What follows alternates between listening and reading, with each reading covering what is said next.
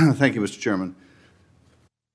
One of the advantages of being the junior most member of the committee on our side of the aisle is you get to listen to everything that's gone on before you during the course of a hearing. And I want to add my voice to my colleagues who have raised the concern about what happened yesterday. Senator Adam Schiff delivers a pointed, calm, but absolutely devastating critique of Attorney General Pam Bondi. I listened to my ranking member ask a legitimate oversight question about the legal basis for troops to be rappelling from a Black Hawk helicopter for a military-style assault on an apartment building in a major city, the zip tying of children. What was the legal basis for this? I heard my ranking member ask that very simple question, that completely appropriate question. If that's not an appropriate oversight question, I don't know what an appropriate oversight question is.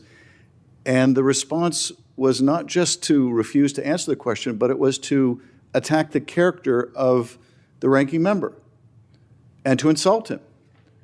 And then when it was Senator Whitehouse's turn to ask a question, he asked a very legitimate oversight question about a FBI undercover operation in which reportedly $50,000 was paid to the White House border czar prior to him becoming the White House border czar, but with the expectation that he would be helpful in arranging contracts when he became the White House border czar. What happened to the money? A perfectly legitimate oversight question. And rather than answer that question in a closed investigation, not an open investigation, but a closed investigation, she simply attacked Senator Whitehouse personally. And I heard another one of my colleagues ask, what was the legal basis for blowing up ships in the Caribbean? Reportedly, the Justice Department wrote an opinion justifying blowing up ships in the Caribbean. A perfectly legitimate oversight question, and the response was another personal attack. These, what were apparently canned, written personal attacks in advance. I wouldn't bother with the attacks on me. I've grown all too accustomed to them for the last 8 years. But if members of this committee can't ask those serious questions and get serious answers, we can't do oversight. I'm new to this committee. I spent about a decade on the House Judiciary Committee. I never saw a hearing like this with a cabinet officer. And if I did and some Democratic cabinet officer were to personally attack each of my Republican colleagues, I would call for a stop to it. It would be disgraceful. And I understand the reluctance to criticize on your side of the aisle one of the Republican cabinet members. But if this becomes the template for future hearings, we won't be able to do any oversight, and things will just degenerate. These questions deserve answers. I would expect that if troops were rappelling from helicopters in any city, in any of your states, and hog-tying children, you would want to know the legal basis. And so would I. We are going to submit for the record in written form the questions that the Attorney General refused to answer.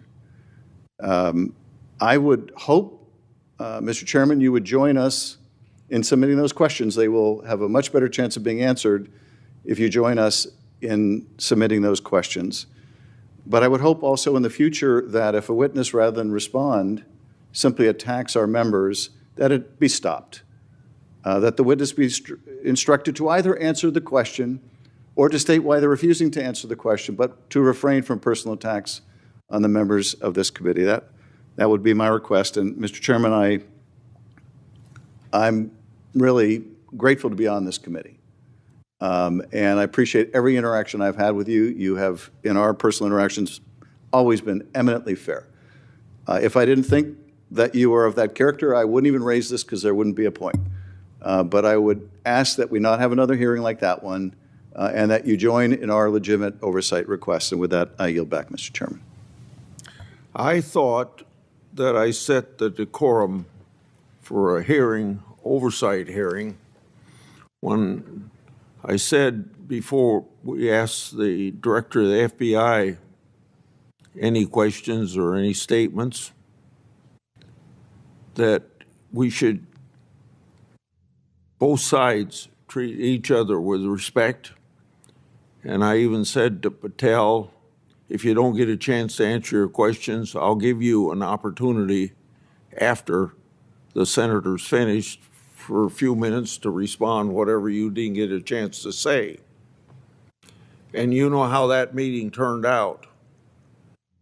And particularly from your side of the aisle, a lot of strong statements about the FBI director.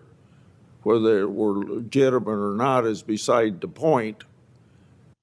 It didn't follow the decorum, and obviously the director of the FBI didn't follow the decorum.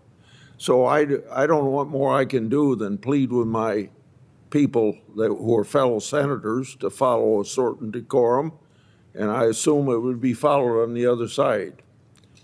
I don't appreciate the insults that went to Democrat members, particularly where they were wrong, but after seeing how senators handled the FBI director, I guess I felt that just let the show go on the way the senators wanted to go on. And that's what developed as a result of it. That may be a weak excuse for what happened that day, but I thought things didn't work out the way I expected them to when the FBI director was here, and some of the people on your side of the aisle were some of the ones that were screaming and yelling and talking over the FBI director.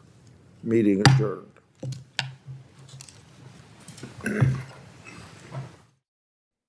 What Senator Schiff really exposed here is something the left has been warning about for years. Accountability doesn't just erode overnight. It gets chipped away, hearing by hearing, excuse by excuse, until it's barely recognizable.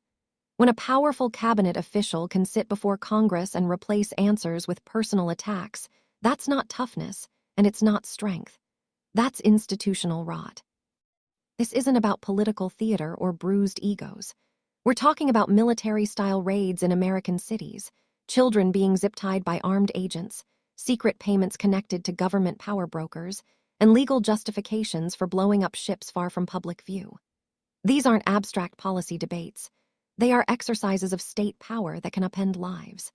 And the idea that Congress is supposed to just shrug and move on when basic questions are asked.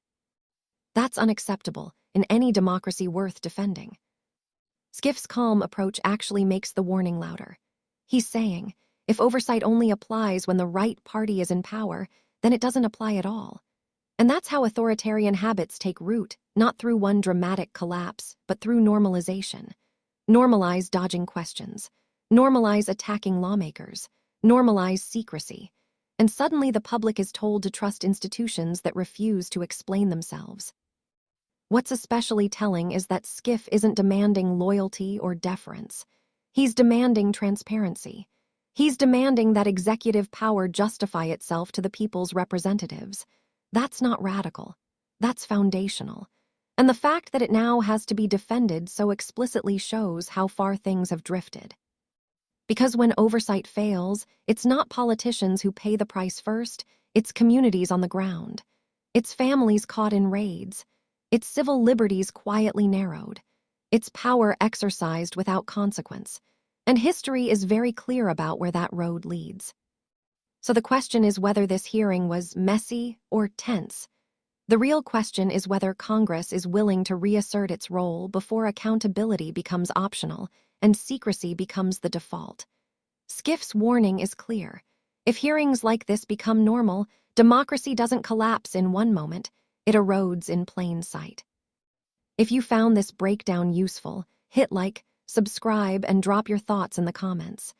Do you think oversight still has teeth in Washington, or is it being slowly stripped away? Let's talk about it.